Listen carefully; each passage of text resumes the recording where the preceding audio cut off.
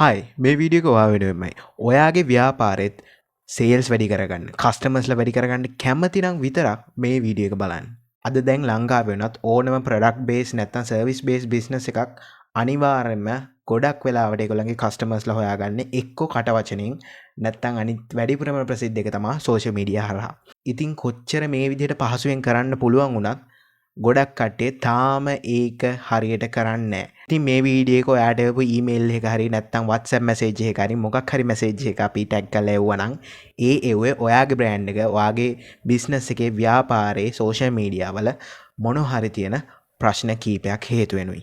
ඉතින් මම පොඩි එක්ස්ප්ලනේෂන් එකක් කරන්න. මම අර කලින් කිව්ව ප්‍රශ්න ටික අපි වාස්ට කියන බ්‍රෑන්ඩ් එක ඇතුලේ ඔයාලා වෙනුවෙන් විසඳලා දෙන්නේ කොහොමද කියලා. පළවෙනි එක මම කිව්වා කැතට, ඒ කියන්නේ ආකර්ශනීය නැති විදිහට කරලා තියෙන පෝස්ට් ඩිසයින්.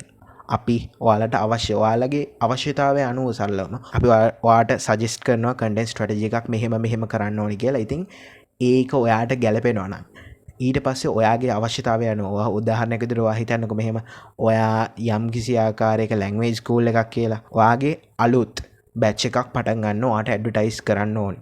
අපි ඒකට සෙපරේට්ලි පෝස්ට් කීපයක්, වීඩියෝස් කීපයක්, ඇඩ්වර්ටයිස්මන්ට් කීපයක් සෙපරේට්ලි හදනවා. මේ හැම එකක්ම කරන්නේ ඔයාගේ අවශ්‍යතාවය අනුව. ඒ කියන්නේ ඔයාගේ බිස්නස් එකට සේල්ස් ගේන එක තමයි අපේ අරමුණ, අපේ වැඩේ.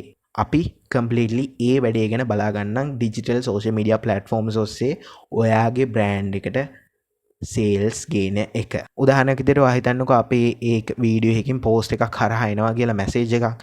ඒ මැසේජ් එක කොහොමද ඔයාගේ ඔෆිස් එකට, එහෙම නැත්නම් ඔයාගේ අදාළ මැනේජ්මන්ට් එකට කනෙක්ට් වෙන්නේ? ඒ මෙතඩ්ස් අපි ඔක්කොම අපේ පළවෙනි දවස් කීපය ඇතුළතම සෙටප් කරනවා. ඊට පස්සේ තමයි අපි ඕගොල්ලන්ට අදාළ ඇඩ් කැම්පේන්ස්, ඊට පස්සේ අදාළ පෝස්ට් ඩිසයින්ස්, රීල් ඩිසයින්ස් ඒවා කරන්නේ. මේ හැම සර්විස් එකක්ම බ්‍රෑන්ඩ් එකෙන් බ්‍රෑන්ඩ් එකට වෙනස් වෙන. උදාහරණයක් විදිහට ඔයා මෙහෙම දෙයක් හිතන්නකෝ. ඔයාගේ කම්පැනි එකේ, ඔයාගේ බ්‍රෑන්ඩ් එකේ දැන් ප්‍රශ්නේ තියෙන්නේ හරියට වීඩියෝස් පෝස්ට් හැදෙන්නේ නැති එකේ.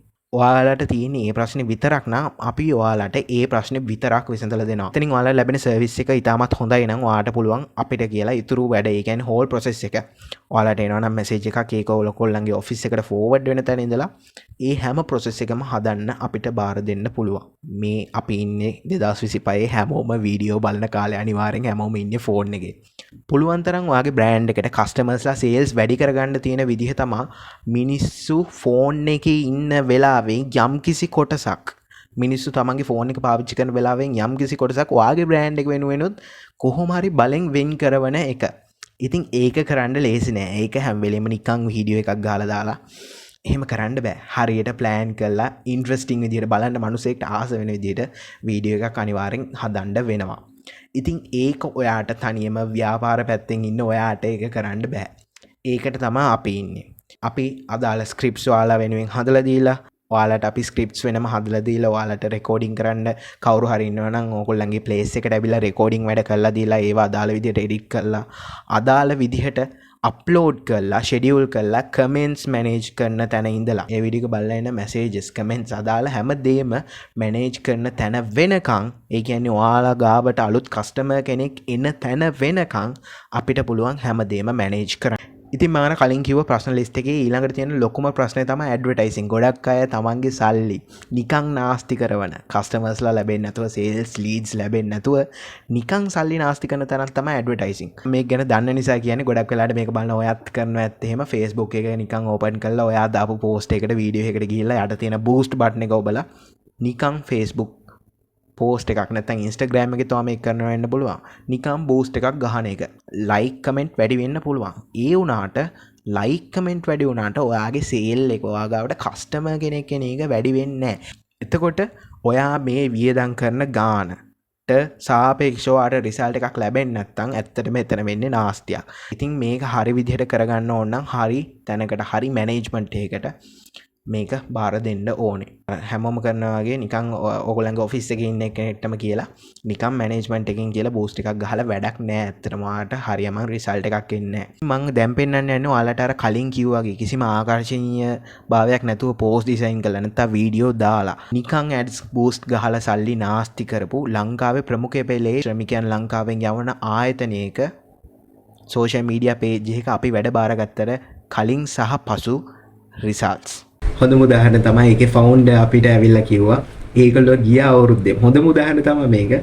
ඒ කම්පනීගේ ෆවුන්ඩ් ඒ කියන්නේ අපි වැඩ කරපු ඒකේ මැනේජ්මන්ට් එකෙන්ම ඇවිල්ලා කිව්වා ගිය අවුරුද්දේ ඒගොල්ලෝ යම්කිසි අදාළ සබ් කැටගරි එකකින් විදේශ රැකිය සඳහා පිටත් කරපු අය ප්‍රමාණය ඒගොල්ලෝ මේ මුල් මාස අපි ඇත්තනම් වැඩ බාරගෙන මාස 3ක් 4ක් ඇතුළතම ඒ කියන්නේ මේ අවුරුද්ද ගත්තට පස්සේ අවුරුද්දේ මාස 6ක් ඇතුළත ඒගොල්ලන්ට හොයාගන්න පුළුවන් වුණා කියලා. ඉතින් මේකට ඒගොල්ලෝ ප්‍රධාන හේතුවක් වශයෙන් අපිට කිව්වා අපේ සෝෂල් මීඩියා මැනේජ්මන්ට් එක. ඒ කියන්නේ අපි හරියට රන් කරපු ඇඩ් කැම්පේන් එක. ඉතින් ඒ වගේ වාගිහිල්ල වගේ කම්පිටිට කෙනෙක්ගේ පේජ් එකක් වාගේකත් එක්ක කම්පෙයාර් කරලා බලන්න. එහෙම කළා ඔයාට පේනවනම් පැහැදිලිව මං අර කියපු ප්‍රශ්න ටික වාගේ පේජ් එකේ තියෙනවා කියලා. ඔයාට කරන්න තියෙන බොහොම සරල දෙයක්. ඔයාට මේ එවපු ඊමේල් එකේ නැත්තම් සෝෂල් මීඩියා හරහා ඔයාට මේ එවපු මැසේජ් එකට මේ වැඩේ ගැන ඉන්ට්‍රෙස්ටඩ් කියලා රිප්ලයි එකක් දාන්න. ඉතින් අපි වත් එක කෝල් එකක් බුක් කරලා කන්ටිනියු වෙන විදිහ කල්පනා කරමු. ඉතින් මගේ නම කවින් පෙරේරා. මම තමයි වාස්ටර් ග්ලෝබල් එකේ ෆවුන්ඩර්. ඔයා කැමති නම් මම අර කලින් කිව්වා වගේ ඔයාගේ බිස්නස් එකේ අදාළ වෙනස්කම් ටික කරගන්න. ඔයා මේ ගැන ඉන්ට්‍රෙස්ටඩ් කියලා රිප්ලයි එකක් දාන්න. thank you බැලුවට. thanks for watching.